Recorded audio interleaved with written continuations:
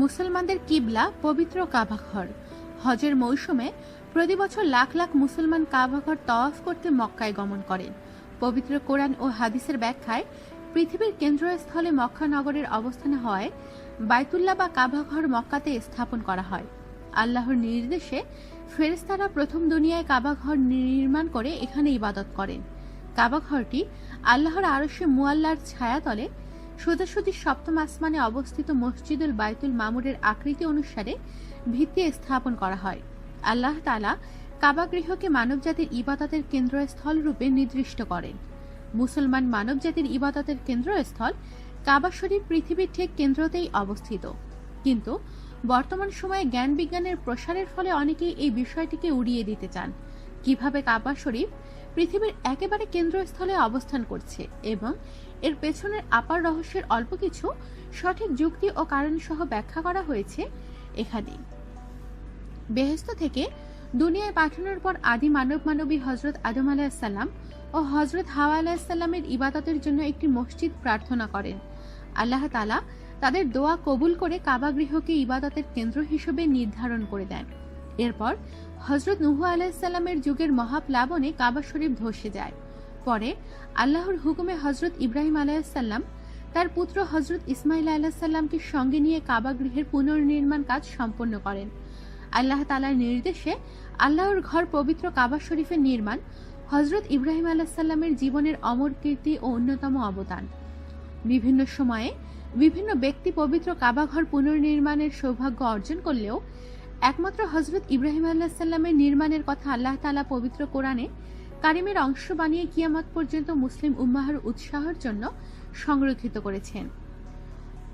পবিত্র কোরআনে কারিমে এই ঘটনাটি খুবই চিত্তাকর্ষক ভঙ্গিতে উপস্থাপন করা হয়েছে। ইরশাদ করা হয়েছে, স্মরণ করো যখন ইব্রাহিম ও ইসমাইল কাবা গৃহের ভিত্তিপ্রস্তর স্থাপন করেছিল। তারা দোয়া করেছিল, হে পরওয়ারদিগার, আমাদের এই আমলটুকু কবুল করো, নিশ্চয়ই তুমি শ্রবণকারীর সর্বজ্ঞ। ও হে পরওয়ারদিগার, আমাদের উভয়কে তোমার আজ্ঞাবহ করো এবং আমাদের বংশধর থেকে একটি অনুগত জাতি সৃষ্টি করো। আমাদের হজের রীতিনীতি বলে দাও এবং আমাদের ক্ষমা করো, নিশ্চয়ই তুমি তওবা কবুলকারী দয়ালু।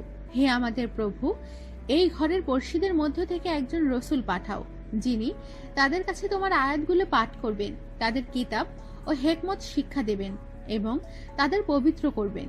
নিশ্চয়ই তুমি পরাক্রমশালী প্রজ্ঞাময়। কাবা গৃহের নির্মাণ কোনো সাধারণ ঘটনা নয়। পৃথিবীর ইতিহাসে এর চেয়ে মর্যাদাপূর্ণ বিষয় আর কিছুই হতে পারে না।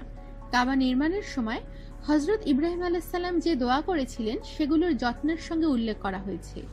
দুনিয়ার মানুষের স্বভাব হলো সমাজে বা ধর্মীয় কাজে সামান্য অবদান রেখে মানুষের সামনে তা বারবার উল্লেখ করে এবং আত্মপ্রশংসায় ডুবে যায়। অথচ সরাসরি আল্লাহ তাআলার ঘর নির্মাণ করেছেন, তবুও তার মনে এক বিন্দু অহংকার নেই, ছিল বিনয়পূর্ণ মিনতি। বিনয়াবনত কণ্ঠে বারবার তিনি বলেছেন, হে আল্লাহ, মেহেরবানি করে আমাদের এই খেদমতটুকু কবুল করে নাও। দোয়ার দ্বিতীয় বাক্যে বলেছেন, হে প্রভু, তুমি আমাদের উভয়কে তোমার আজ্ঞাবহ করো। বস্তুত দোয়াতে মানবজাতির জন্য শিক্ষা রয়েছে।